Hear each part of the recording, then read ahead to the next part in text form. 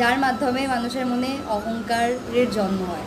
And this is not a good thing at all, because আমরা জানি যে দুঃখর সব থেকে বড় রিজনই হচ্ছে অহংকার। অ্যান্ড সেকেন্ড অ্যাসপেক্ট যদি আমরা দেখি ডিজায়ারে, তো হতে পারে আমরা যেটা চাই ওটা আমরা পেলাম না, তখন কি হবে?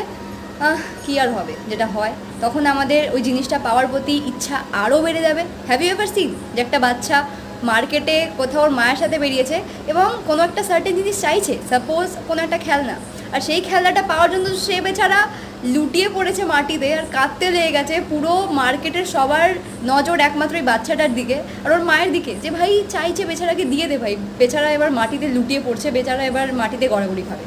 তো ইউনো, এটা একটা সিম্পল এক্সাম্পল যে যদি আমরা কোনো কিছু অনেক বেশি ডিজায়ার করি আর ওটা যদি আমরা না পাই, তো তখন ওটা পাওয়ার ইচ্ছা আমাদের মধ্যে আরও অনেক বেশি বেড়ে যায়।